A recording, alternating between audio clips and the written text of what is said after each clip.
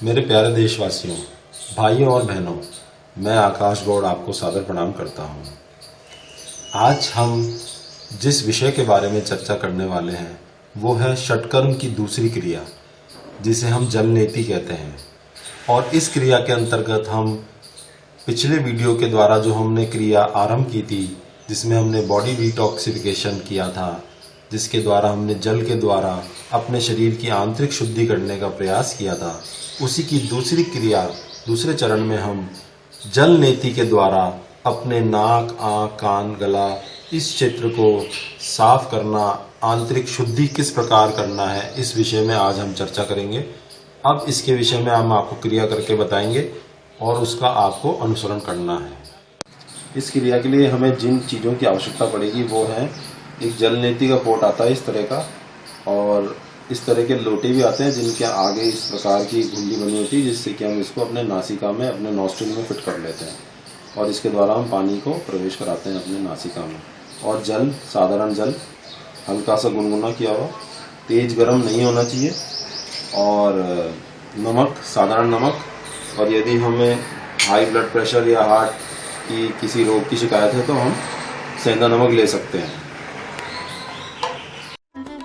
शिवो हम अर्थात मैं ही शिव हूँ।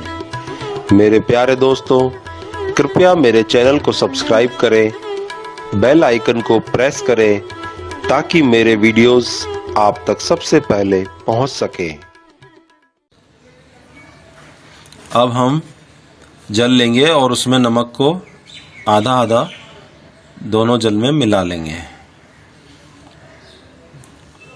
जल इतना गर्म ना हो कि हमारी नासिका में जलन हो या जल जाए, उतना ही लेंगे गुनगुना जितना शरीर को सध सके। अब इस पॉट को लेकर के, जल नेति का जो पॉट है हमारे पास, उसमें जल को डालेंगे। सावधानी पूर्वक इस क्रिया को हमें करना है। जल को पूरा भर के अब इसे ठीक प्रकार से अपनी नासिका में फिट कर लेंगे। फिर अपनी नासिका को धीरे धीरे अपने सिर को झुकाएंगे, जिससे जल अंदर प्रवेश करने लगेगा और दूसरी नासिका से बाहर आने लगेगा। इस प्रकार देखेंगे हम इस क्रिया को कर सकते हैं। यदि किसी के जल नहीं बाहर आता है तो घबराने की ज़रूरत नहीं है। हम उसे ठीक से फिर प्रकार से पॉट को फिर से ठीक प्रकार से फिट करके और फिर से करेंगे प्रयास, तो जल निकलने लगेगा।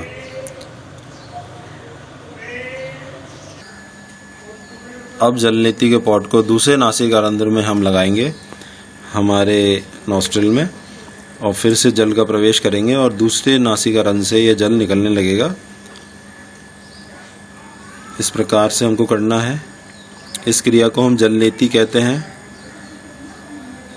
इसके द्वारा हम आँख, नाक, कान, गले से संबंधित सभी रोगों से निजात पा सकते हैं। इसका हमको अभ्यास करना है। थोड़ी सावधानी रखनी है। हल्का सा नमक जरूर मिलाना है।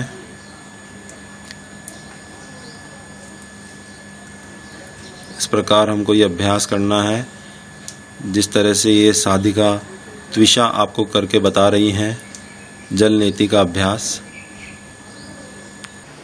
इस जल नेति की क्रिया को करने के उपरांत हमें कुछ अभ्यास इस प्रकार के करने हैं, जिससे जो जल हमारे नाक के द्वारा हमारे अंदरूनी हिस्सों में गया है वो पूरा बाहर निष्कासित हो जाए। अब मैं त्विषा से कहूँगा कि वो इस क्रिया को प्रारंभ करें। पहली क्रिया करें। हाथों को ऊपर उठा करके थोड़ा तीव्र गति से करना होगा, थोड़ा तेजी से करें, जिससे कि सारा जल नाक के द्वारा आया है वो बाहर आ जाए। और अपने पास एक छोटा नैपकिन रखेंगे, जिससे कि अगर जल आता है बाहर तो उसे हम साफ कर सकते हैं।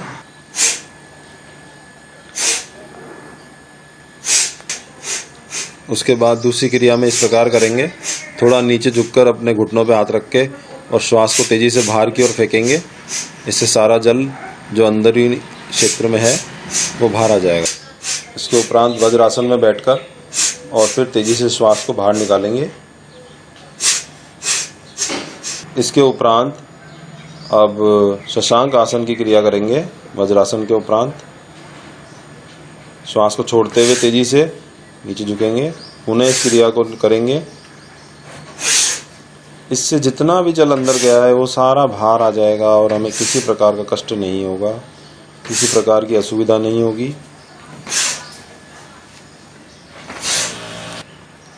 इसके उपरांत सुखासन में बैठकर कपालभाति क्रिया करेंगे। लंबा गहरा श्वास लेकर पेट को खाली कर देंगे, श्वास को छोड़ देंगे। उसके उपरांत पेट को अंदर की ओर दबाएंगे। इस क्रिया को दोहराएंगे।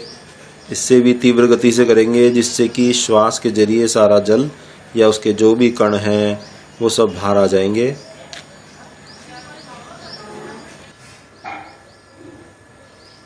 इस प्रकार इस जल नीति क्रिया को संपन्न करने के उपरांत हम जो भी क्रियाएं करेंगे जिसके द्वारा हम जल जो हमारे अंदर गया है उसको बाहर निकालेंगे। इस प्रकार पूर्ण रूप से शुद्धि हो जाएगी।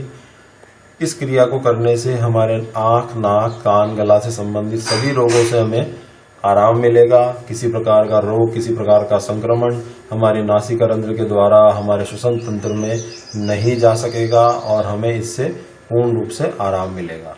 आप सब जल नीति की क्रिया के उपरांत हमारा जो ये श्वसन तंत्र है, नासिका तंत्र है, इसमें कुछ रूखापन आ जाता है। तो इससे उपरांत हमें क्या करना है कि इसको स्निग्धता प्रदान करने के लिए हम इस प्रकार लेट जाएंगे, जिस प्रकार ये लेटी हुई है आप देखिए, और नासिका रंध्र को थोड़ा ऊंचा कर लेंगे और फिर रुई का एक फाहा लेकर के हल्का सा गुनगुना सा हम घी लेंगे और उस रुई के फाहे से हम इसके अंदर 2-2, 3-3 बूंद इस प्रकार डाल देंगे। इससे पूरे नासिका तंत्र को स्निग्धता मिलेगी और बहुत ही आराम मिलेगा। आप सबके मंगल की कामना करता हूं। धन्यवाद।